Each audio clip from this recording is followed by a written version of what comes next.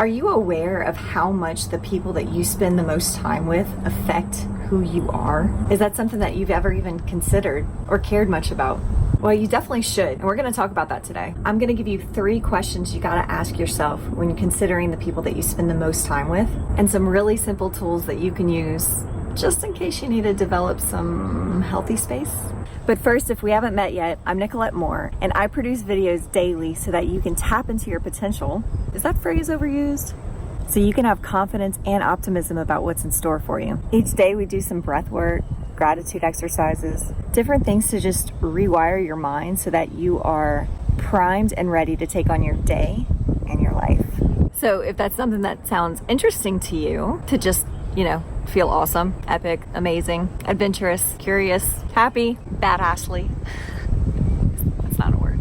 Then I encourage you to hit the subscribe button, hit the notification bell so that you can be notified every time a new video comes out. So you can feel freaking awesome. So you can love your life, your business, and just be happy, healthy, whole. That's what I'm here for. Now, let's get back to your compadres. Jim Rohn famously quoted, "You are the sum of the 5 people you spend the most time with." So think about your 5. Who are they?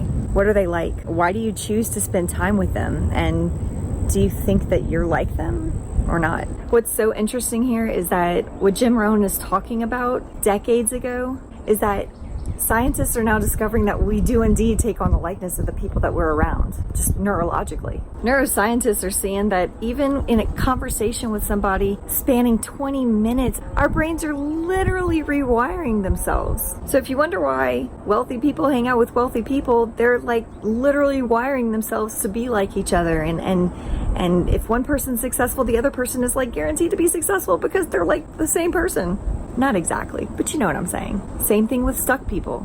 Stuck people tend to be around stuck people. Have you noticed that? It's not a coincidence, and it's being studied and researched right now. I personally was blown away when I first heard about this and just thought, how many times does the Bible talk about, who you choose to spend your time with, and how many successful mentors in the past have said, be mindful of who you spend your time with. How many spiritual leaders have said, be mindful of who you spend your time with. And there's a reason, because we tend to absorb other people's behaviors. We tend to absorb their thinking patterns, and our brains are now, we're finding out, literally rewiring to be like each other. So this is something to really be mindful of and really think carefully about who you choose to spend your time with.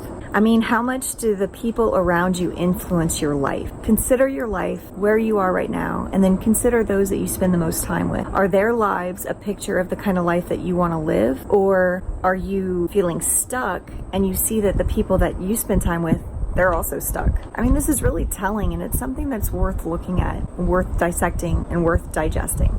I think in ways we're unconscious about it. We don't consciously walk into a room and intentionally try to hold other people back. Negative people, at least, they're so stuck in their own stuckness, they don't really think about how they're affecting other people around them.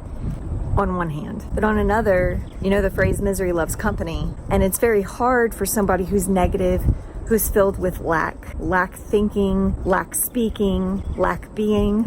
It's very hard for somebody like that to really support you or encourage you to be better, because if they can't be better, why should you be better? And that's toxic. That's not good. And those are all really negative vibrations, man, and they will just hold you down, keep you stuck, and you don't want that. So look, if you're the sum of the 5 people you spend the most time with, think about the fact that those people, those 5, are the sum of the people that they spend the most time with. And the sum of those people reflect the 5 that they spend the most time with. And so it goes. It's like a domino effect. The people that are closest to you, that you spend the most time with, they're affected by the people that they spend the most time with. You're one of their 5, right? Think about that. It's a domino effect. And so you're being affected by people that you may not even spend time with, simply because of the people that you spend time with.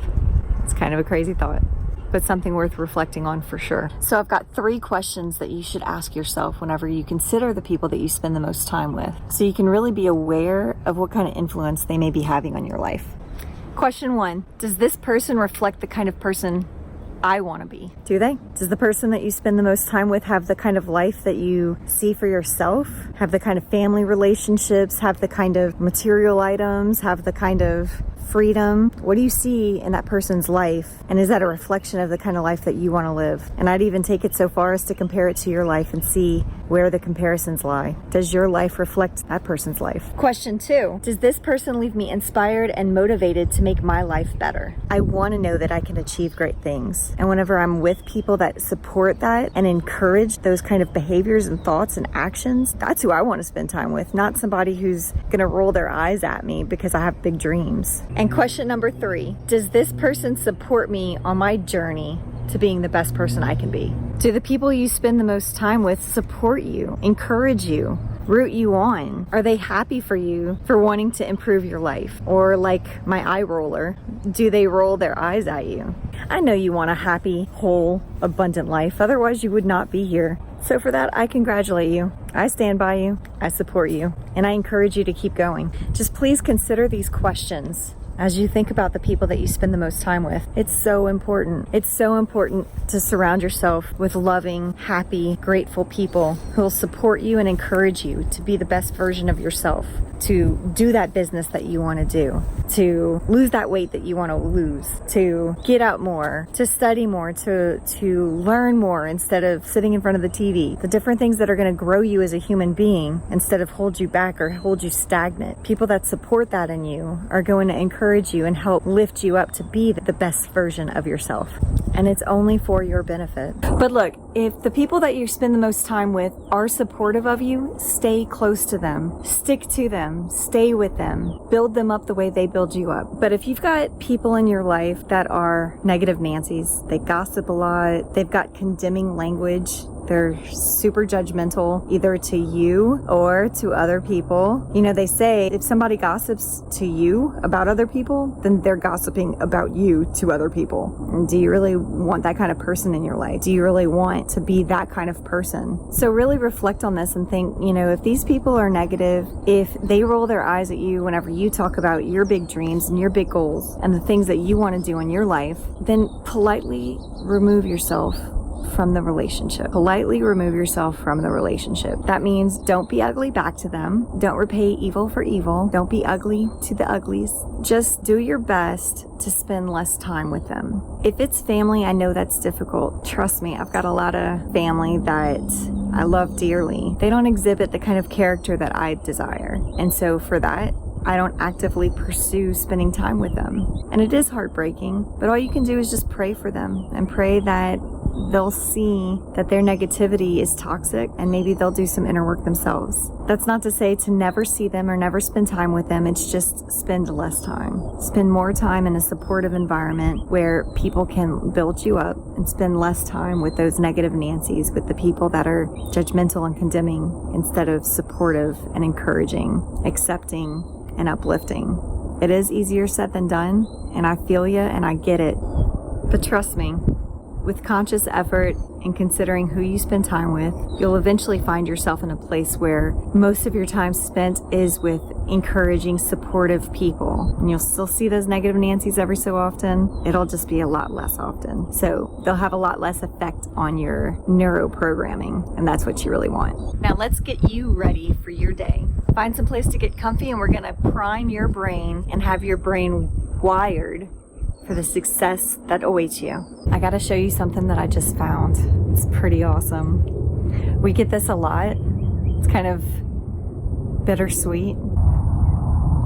See the deer, the baby deer? Probably just born this morning. We live in the city, but we live in an area where there's a lot of deer. I just want to take the little guy and hold him and love him, but then his mommy won't come back to him, and that's not good for him.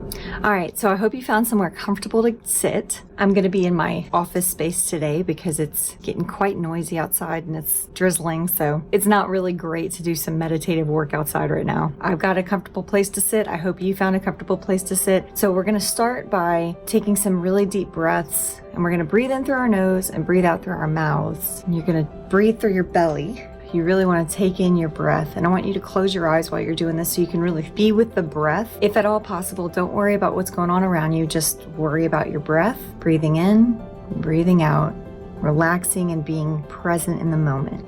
Now with your eyes closed and you're breathing and you're present here with me, I want you to think about 5 things that you can be grateful for in this moment. Okay, what are 5 things that just come to you in this moment that you can be grateful for? I want you to identify them and think about them. So my 5, I'm always grateful for my breath, first and foremost, because it sustains my life.